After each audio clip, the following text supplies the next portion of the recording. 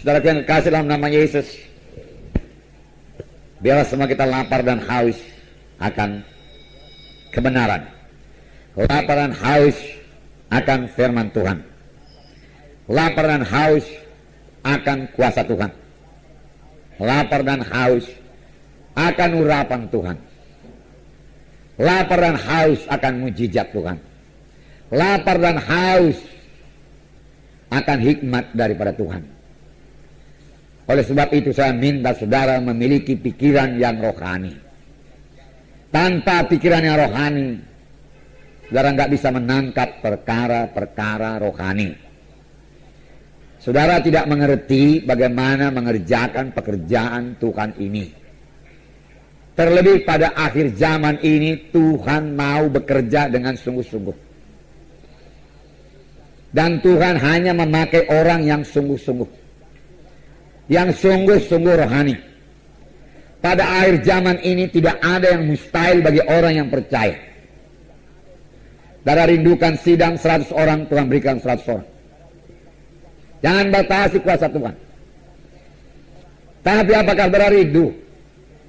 Apakah saudara haus untuk itu? Apakah saudara berdoa buat itu?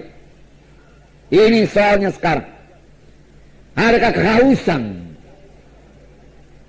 Sebenarnya kehausan lebih parah daripada kelaparan. Memang firman Tuhan berkata, berbahagialah orang yang haus dan lapar, atau lapar dan haus akan kebenaran, karena mereka itu akan dipuaskan. Berbahagialah orang yang miskin di hadapan Tuhan. Siapa yang mengaku miskin, ya, mereka lah yang punya kerajaan surga. Miskin perkara-perkara rohani, tapi jangan miskin tinggal miskin, saudaraku. Miskin itu membawa kita minta kuasa, minta urapan, minta jiwa-jiwa. Miskin pelayananku Tuhan, miskin sidangku Tuhan, miskin jiwa-jiwa, miskin kuasa, miskin urapan. Tetapi maunya kita jangan miskin secara rohani, amin. Saudaraku, sebab rohani nggak bisa dilikuidasi, kecuali kita sendiri yang melikuidasi diri kita. Kita sendiri yang nggak mau kaya rohani.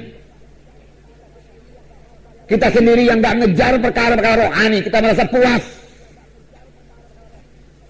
Tapi jangan, saudaraku, krisis rohani, saudaraku. Oleh sebab itu mari lapar dan haus akan perkara-perkara rohani. Firman Tuhan berkata, jikalau kamu mengasihi dunia ini, jikalau kamu memikirkan dunia ini, memikirkan materi dunia ini, ya, memikirkan kebesaran dunia ini, tidak ada padamu kasih Bapa.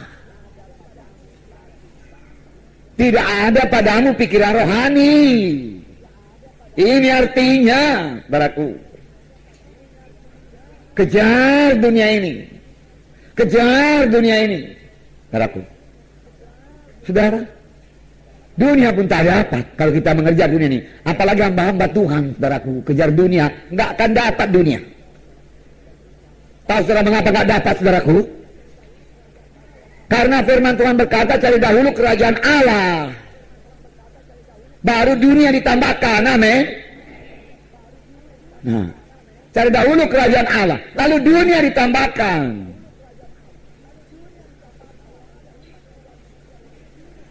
Kalau ada hamba Tuhan mengejar dulu dunia, saudaraku, dunia pun gak dapatnya, apalagi rohani. Kejar kerajaan Allah, lalu dunia diberikan Tuhan. Amin, saudara. Ya, kerjakan sungguh-sungguh pekerjaan Tuhan, lalu dunia diberikan Tuhan. Amin, saudara. Nah, haleluya. Nah, saudara kita kasih dalam nama Yesus.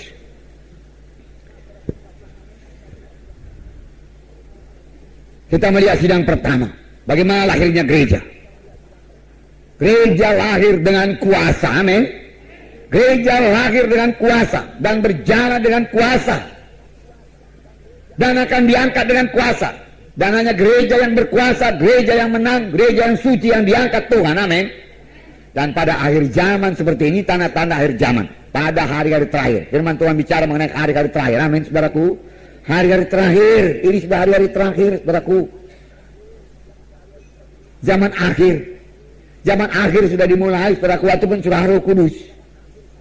Sebab Petrus berkata, pada hari-hari terakhir aku akan mencurahkan rohku. Amin. Dan itu sudah 2000 tahun yang lalu. Dan kemudian saudaraku, 2000 tahun kita ini hidup pada hari-hari terakhir dari hari-hari terakhir. Nah, apakah kita masih mengejar dunia? Hari-hari terakhir dari hari terakhir, tanda-tanda akhir zaman sudah genap lah ini, saudaraku. Banyak sekali sekarang orang Kristen berdoa. Kalau ada keributan kita nggak bisa menginjil, saudara. Nggak bisa seperti ini. Makanya perlu berdoa. Firman Tuhan juga berkata, berdoalah buat pemerintahan, supaya kamu memperoleh pemerintahan yang baik. Firman Tuhan berkata, kita harus berdoa supaya pemerintahan kita pemerintahan yang baik. Dan itu hanya bisa didoakan oleh orang yang rohani. Kalau saudara nggak rohani, saudara nggak berdoa buat itu. Saudara, kita harus memikirkan dan mendoakan negara kita ini juga. Amin, saudaraku.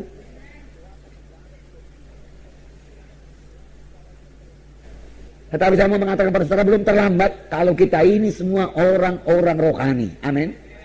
Tapi kalau kita masih mengejar kepentingan diri kita sendiri, saudaraku, kita akan ambruk, saudaraku. Pelayan saudara juga akan ambruk. Marilah mulai berkorban. Marilah mulai percayai kuasa Tuhan, mujizat Tuhan. Berapa banyak mujizat Tuhan terjadi dalam kebaktian kita. Saya sungguh sadar, saudaraku. Ya, 2 kali ini, 2 minggu betul saya melayani saudaraku suku Chinese di kota sana, saudaraku. Sekitar 40-50 di antara mereka itu, saudaraku. Saya lapar, kemudian saya lapar dan haus. Tuhan, tolong Tuhan kuasamu. Tolong Tuhan urapanmu, Tuhan. Tolong aku, Tuhan. Berapa persen lah firman Tuhan yang bisa dia tangkap, Tuhan? Mereka tidak biasa dengan firman Tuhan. Saya kasih firman Tuhan yang sangat sederhana kepada mereka, saudaraku. Ya. Oleh sebab saya berdoa, saya pikir pun nggak semua bisa dia tangkap firman Tuhan itu. Tapi saya berdoa, Tuhan, siapa yang saya letakkan tangan dalam nama Yesus, dia mesti mengalami kuasa-Mu, Tuhan, di dalam nama Yesus. Aku rindu kuasa-Mu, aku rindu urapan-Mu. Tidak bisa tidak, Tuhan, saya katakan. Saya berdoa, beberapa jam saya berdoa, baru saya berangkat, saudaraku. Nah, begitu caranya, saudaraku. Doakan lagi dalam nama Yesus, sembuhkan Tuhan dalam nama Yesus. Maju lagi satu ibu-ibu ke depan, saudaraku. Lalu, saudaraku, ibu ini saya tanya, mau apa ibu? Oh, dia bilang, saya mau doa, mohon urapan Tuhan untuk bersaksi. Saya belum pernah dengar, saudaraku, sepanjang melayani demikian, saudaraku.